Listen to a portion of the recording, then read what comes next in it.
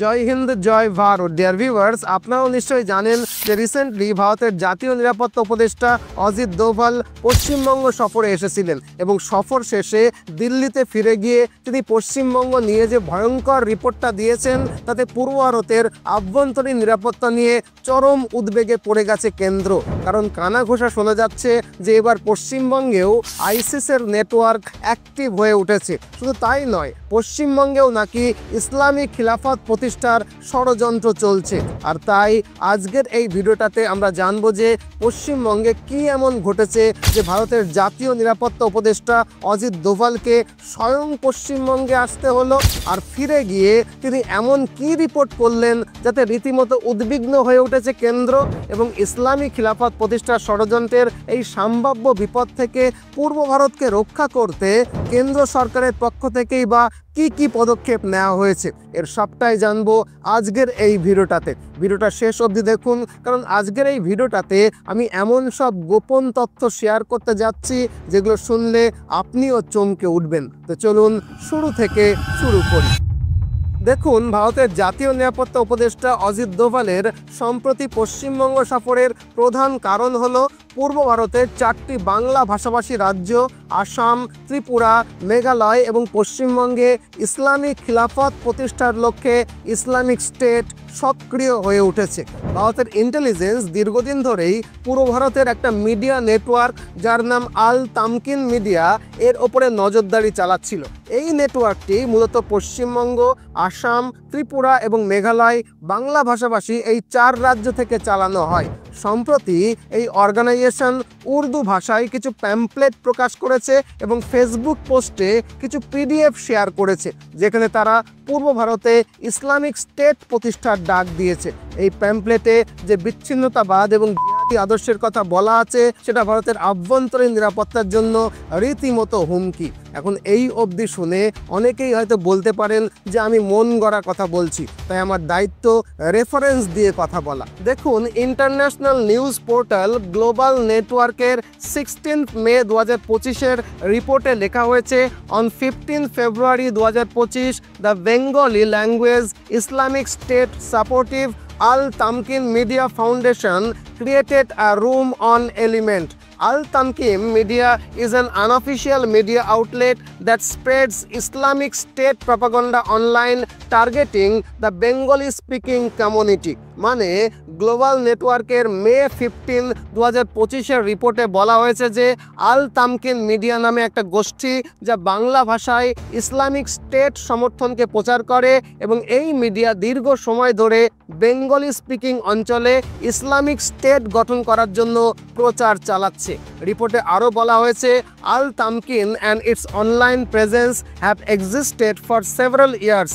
The group has posts on Facebook dating back to the early at 2022.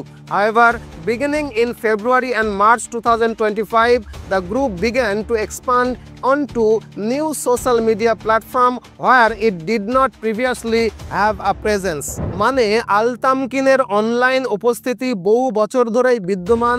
এই গোষ্ঠীর ফেসবুকে 2022 সাল থেকে পোস্ট রয়েছে, তবে 2025 সালের ফেব্রুয়ারি এবং মার্চ মাস থেকে এই গোষ্ঠী এমন নতুন সোশ্যাল মিডিয়া প্ল্যাটফর্মে তাদের কার্যক্রম সম্প্রসারণ করেছে যে আগে সেখানে তাদের উপস্থিতি ছিল না। দেখুন, এই যে ফেসবুক পোস্টগুলো আপনি এই ওয়েবসাইটে দেখতে পাচ্ছেন, আপনারাও খুলে দেখতে পারেন, আমি লিংক দিয়ে দেবো ডেসক্রিপশন বক্সে। ফেসবুকে কীরকম পোস্ট দেওয়া হয়েছে সেটাও কিন্তু এই নিউজ পোর্টালে স্পষ্টভাবে প্রকাশ করা হয়েছে।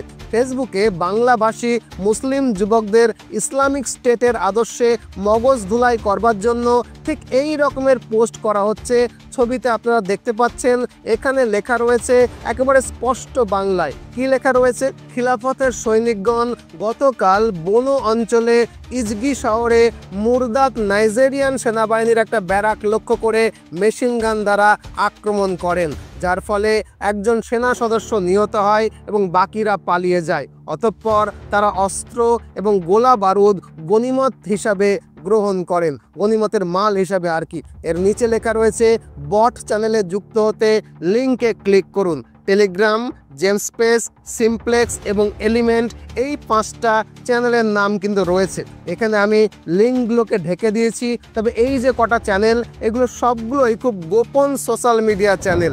আপনারা এর মধ্যে টেলিগ্রাম ছাড়া বাকিগুলোর নাম শুনেছেন বলে মনে হয় না। এর মাধ্যমে তারা বাংলাভাষী মুসলিম যুবকদের মগজ ধোলাই করে ইসলামিক স্টেটে যোগ দেওয়ার জন্য উদ্বুদ্ধ করছেন। আশা করি বিষয়টার গভীরতা আপনারা অনুধাবন করতে পারলেন।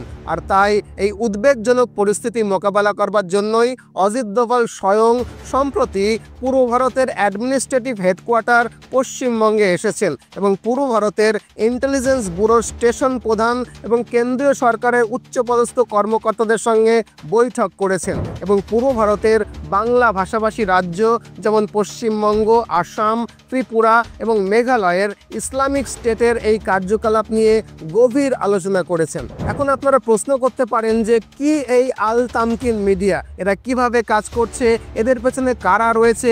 আর সবচেয়ে বড় প্রশ্ন হলো, লিফলেটে যে ইসলামিক স্টেট প্রতিষ্ঠার ডাক দেওয়া হয়েছে সেটা কি আদতেও সম্ভব?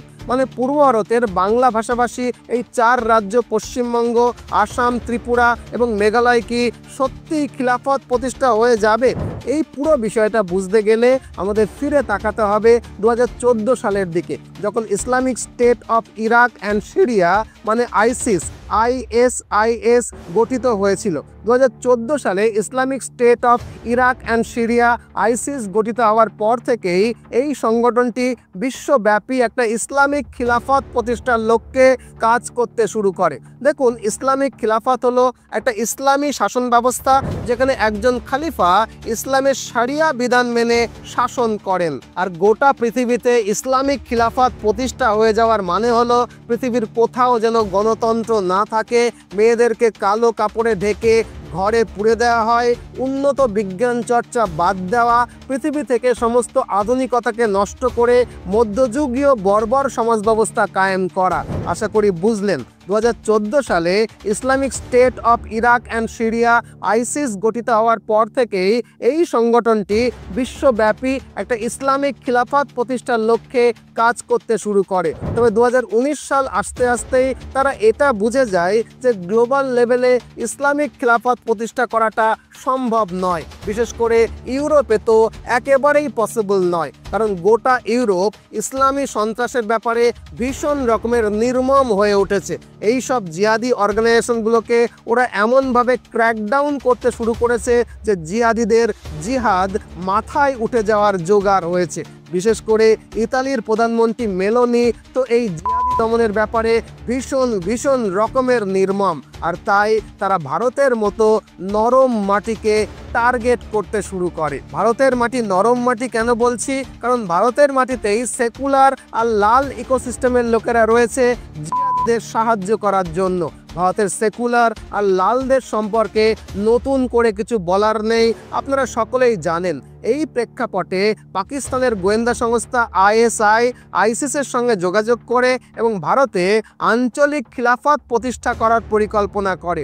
2019 সালের পরবর্তী সময়ে ISI ভারতে একাধিক জঙ্গি সংগঠন গঠন করে, যার মধ্যে এক হলো ইউসুফ আল হিন্দি, 2 আনসার উল তাওহিদ এবং 3 হারকত উল হারবে ইসলামী। এই 3টি উল্লেখযোগ্য। এই সংগঠনগুলো সরাসরি ISI পাকিস্তানের তত্ত্বাবধানে কাজ করত এবং ভারতে ইসলামিক স্টেটের আঞ্চলিক শাখা হিসাবে পরিচালিত হতো। তবে 2019-20 সাল থেকে এই গ্রুপগুলো সক্রিয়ভাবে তাদের কার্যক্রম শুরু করে। পরবর্তী ধাপে ISI পশ্চিমবঙ্গ, মহারাষ্ট্র, উত্তরপ্রদেশ, বিহার এবং আসামে তাদের শাখা স্থাপনের চেষ্টা চালায়। ইউসুফ আল হিন্দি, আনসার উল তাওহিদ এবং হারকত উল হারবে ইসলামী এই সংগঠনগুলো বাংলা, মহারাষ্ট্র, উত্তরপ্রদেশ, বিহার, আসাম সহ বিভিন্ন রাজ্যে তাদের ছোট ছোট স্লিপার সেল তৈরি করার কাজ শুরু করে। আর 2023 সালের মধ্যে এই সবকটা রাজ্যে তাদের স্লিপার সেল তৈরি হয়ে যায়। আর এরকমই একটা স্লিপার সেল হলো আল তামকিন বা আল বাংলা মিডিয়া। এই স্লিপার সেলের মাধ্যমে পশ্চিমবঙ্গকে কেন্দ্র করে করে আসাম, ত্রিপুরা এবং উত্তর পূর্ব ভারতের অন্যান্য রাজ্যে ছোট ছোট স্লিপার সেল গঠন করা হচ্ছে, যার উদ্দেশ্য হলো ধীরে ধীরে পুরো উত্তর পূর্ব ভারতে ইসলামিক খিলাফতকে প্রতিষ্ঠা করা। ইসলামিক খিলাফত প্রতিষ্ঠার অর্থ কত ভয়ঙ্কর সেটা তো আগেই বলেছি। আশা করি এই অবধি আপনারা পুরো বিষয়টা বুঝলেন। এখন আপনারা নিশ্চয়ই জানতে চাইবেন যে কিভাবে আইএসআই পশ্চিমবঙ্গ, আসাম ও ত্রিপুরায় তাদের স্লিপার সেল তৈরি করছে। দেখুন, আইএসআই পশ্চিমবঙ্গ, আসাম, ত্রিপুরা এবং মেঘালয়, বাংলাদেশের সীমান্তবর্তী এই রাজ্যগুলোতে তাদের স্লিপার সেল তৈরি করতে মূলত 5টা সিম্পল স্টেপকে ফলো করছে। স্টেপ 1-এ বাংলাদেশের জামাতে ইসলাম এবং আনসার উল বাংলা টিমের মতো জঙ্গি সংগঠনের সদস্যদেরকে ভারতে অবৈধভাবে প্রবেশ করানো হয়। এরা মূলত মালদা, মুর্শিদাবাদ, উত্তর 24 পরগনা এবং নদিয়াতে এসে বসবাস শুরু করে। এরা ভারতে এসে ফল বিক্রি, হকারি বা গ্যারেজে কাজের মতো ছোটোখাটো কাজ করে এবং ফেক ডকুমেন্ট বানিয়ে আরও বেশি বাংলাদেশি জিহাদিদেরকে ভারতে নিয়ে আসে। তারপর ধীরে ধীরে জায়গায় জায়গায় ছোট ছোট ঘরোয়া মিটিং করে ইসলামিক খিলাফতের বিষয়ে লোকজনকে মোটিভেট করে এবং এর সাথে সাথে কিছু স্থানীয় অপরাধ চক্র এবং মাদ্রাসা ভিত্তিক চরমপন্থী সংগঠনের মাধ্যমে তরুণদেরকে প্রলুব্ধ করে এবং ধীরে ধীরে দলে ভারী হয়ে ওঠে। এবং স্টেপ 2-তে কিছু কিছু চরমপন্থী মাদ্রাসা এবং র্যাডিক্যাল ইসলামিক প্রতিষ্ঠানগুলোর মাধ্যমে চরমপন্থার বীজ বপন করা হয়। কিছু বিদেশি ইসলামিক প্রচারক ভারতীয় ভিসা নিয়ে ঢুকে এই চরমপন্থী মতাদর্শ ছড়ানোর কাজটা করে। তাছাড়া সোশ্যাল মিডিয়া যেমন হোয়াটসঅ্যাপ, টেলিগ্রাম, ফেসবুক, ইউটিউব ব্যবহার করে তরুণদের জিহাদি আইডিওলজিতে প্রভাবিত করা হয়।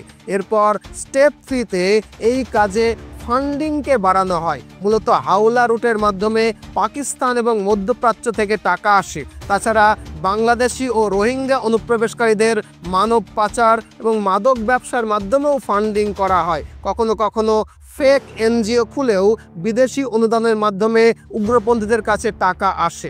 এরপরে স্টেপ 4-এ এই জিহাদিরা এই রাজ্যগুলোর স্থানীয় রাজনৈতিক এবং প্রশাসনিক দুর্বলতাকে কাজে লাগায়। মানে সীমান্ত এলাকায় কিছু দুর্নীতিগ্রস্ত পুলিশ ও প্রশাসনের লোকজনকে ঘুষ দিয়ে আরও অনুপ্রবেশ ঘটাতে থাকে এবং রাজনৈতিক নেতারা ভোট ব্যাংকের স্বার্থে এই চরমপন্থী অনুপ্রবেশকারীদেরকে আশ্রয় দেয়। আর যদি কখনো এটা মিডিয়া বা প্রশাসনিক তদন্তের আওতায় চলেও আসে, তাহলে প্রশাসনের মধ্যে আগে থেকেই থাকা কিছু সফট ইসলামিস্ট এই তদন্ত প্রক্রিয়াকে স্লো করে দেওয়ার জন্য জান প্রাণ লাগিয়ে দেয়। আর স্টেপ 5-এ মিডিয়া বা সোশ্যাল মিডিয়ার মাধ্যমে ইসলামিক খিলাফত প্রতিষ্ঠার বিষয়টাকে প্রচার করা হয়। যেমন আল তালকিন মিডিয়া নামের এই মিডিয়া গ্রুপ, যারা এই 4 রাজ্যে সক্রিয়, এরা তরুণদের জিহাদি মতাদর্শে প্রভাবিত করছে। টেলিগ্রাম, হোয়াটসঅ্যাপ এবং কিছু এনক্রিপ্টেড অ্যাপে যেমন ISKP মানে Islamic state of Khorasan Province, এই অ্যাপগুলোতেও প্রচার চালানো হয়। আর এভাবে পশ্চিমবঙ্গ, আসাম, ত্রিপুরা এবং মেঘালয়কে জিহাদি ঘাঁটিতে পরিণত করে একটা সেফ হেভেন বানিয়ে উত্তর পূর্ব ভারত জুড়ে এরা চরমপন্থী কার্যক্রম চালায়। কার্যক্রম বলতে বাংলাদেশের মৌলবাদী সংগঠনগুলোর সঙ্গে যোগাযোগ রেখে ভারতীয় ভূখণ্ডে নাশকতা চালানো আর দীর্ঘ মেয়াদে ভারতে একটা ইসলামিক খিলাফত প্রতিষ্ঠার পরিকল্পনাকে বাস্তবায়িত করার জন্য অপেক্ষা করা, মানে সুযোগের অপেক্ষা করা, দীর্ঘ সময় ধরে স্লিপার সেল হিসাবে চুপচাপ বসে থাকা। এই 2 ধরনের কার্যক্রমের কথা আমি বলছি। অবশ্য ভারতের গোয়েন্দা সংস্থাগুলো এবং NIA ইতিমধ্যেই ইউসুফ আল হিন্দি, আনসার উল তাওহিদের সঙ্গে যুক্ত কয়েকজনকে গ্রেপ্তার করেছে। তাছাড়া ইন্টেলিজেন্স ব্যুরো হারকাত উল হারবে ইসলামীর অনেক জঙ্গিকে নিকেশ করে দিয়েছে এবং এদের অনেক সদস্যকেই গ্রেপ্তারও করা হয়েছে। তবে শুধু গ্রেপ্তারই যথেষ্ট নয়, এই ইসলামিক খিলাফতের বীজ অলরেডি এত গভীরে ঢুকে গেছে যে এটাকে রুখে দিতে আমরা পঞ্চমুখী পরিকল্পনা নিয়ে এগোচ্ছি। 1, সীমান্তে নজরদারি জোরদার করে বাংলাদেশ থেকে যে কোনো রকমের অবৈধ অনুপ্রবেশকে কঠোরভাবে প্রতিরোধ করা হচ্ছে। প্রসঙ্গত বলে রাখি, এই দায়িত্ব কিন্তু BSF-এর আর কেন্দ্রীয় স্বরাষ্ট্রমন্ত্রীর বা কেন্দ্রীয় স্বরাষ্ট্র মন্ত্রণালয়ের। 2, কিছু সন্দেহজনক মাদ্রাসা ও ইসলামিক এনজিওগুলোর কার্যক্রম নিয়মিতভাবে পর্যবেক্ষণ করা হচ্ছে। এই পর্যবেক্ষণের তীব্রতা আসামে সবচেয়ে বেশি। আর 3, ভোট ব্যাংকের স্বার্থে সন্ত্রাসীদেরকে রাজনৈতিক আশ্রয় দেওয়া বন্ধ করতে হবে, যেটা আসলে সোনার পাথর বাটির মতো ব্যাপার। এটা বিজেপি শাসিত আসাম ও ত্রিপুরাতে পর্যন্ত হচ্ছে না। দুঃখের কথা, আর কাকেই বা বলবো। আর 4, সোশ্যাল মিডিয়ার মাধ্যমে চরমপন্থী প্রচারের বিরুদ্ধে কড়া পদক্ষেপ নেওয়া, যেটা অলরেডি নেওয়া হচ্ছে। আর এই ব্যাপারে পশ্চিমবঙ্গ পুলিশকে বিশেষ করে ধন্যবাদ দিতে হয়, কারণ 4 রাজ্যের মধ্যে পশ্চিমবঙ্গের পুলিশই কিন্তু এই বিষয়ে সবচেয়ে বেশি তৎপর। আর 5, সর্বোপরি ইসলামিক খিলাফত প্রতিষ্ঠার এই বিষয়ে সাধারণ জনগণকে সদা সর্বদা সচেতন থাকতে হবে। যদি আমরা আমাদের এলাকাতে হঠাৎ করে নতুন কাউকে দেখি, তবে তৎক্ষণাৎ সেই বিষয়ে আমাদের সচেতন হতে হবে এবং তৎক্ষণাৎ প্রশাসনকে জানাতে হবে। তবে সবচেয়ে বেশি কেন্দ্রীয় স্বরাষ্ট্র মন্ত্রককে দায়িত্ব নিতে হবে, কারণ এই সব জিহাদিগুলো পৃথিবীকে যে নরক বানাতে চায়, পৃথিবীর সভ্য সমাজের এটা আর জানতে বাকি নেই। এদের জন্য সহিষ্ণুতা, সহানুভূতি দেখানোর কোনো দরকার নেই। এদেরকে দমন করার একটাই রাস্তা, সেটা হলো ডান্ডা মেরে ঠান্ডা করার রাস্তা। ক্র্যাকডাউনকে এমনভাবে করতে হবে, এমনভাবে দমন করতে হবে যাতে বাকিরা ভয়ে সিটিয়ে থাকে। তবে পূর্ব ভারতে, বিশেষ করে পশ্চিমবঙ্গে, সেকুলার আর লাল ইকোসিস্টেমের লোকেদের সংখ্যা এখনও বড় কম নয়। তাই জিহাদিদের বারবারন্ত সামলানোটা এখানে যথেষ্ট কষ্টসাধ্য। জিহাদিরা তো ভয়ঙ্কর, তবে তার থেকেও ভয়ঙ্কর সেকুলার আর লাল ইকোসিস্টেমের লোকগুলো, কারণ এরাই এদের আশ্রয়দাতা। আর এদের সংখ্যা আমাদের রাজ্যে বড় কম নয়, ভয়টা কিন্তু সেখানেই। তো এই হলো পুরো আলোচনা। আশা করি পুরো বিষয়টা যুক্তি এবং রেফারেন্স দিয়ে আপনাদেরকে বোঝাতে পারলাম।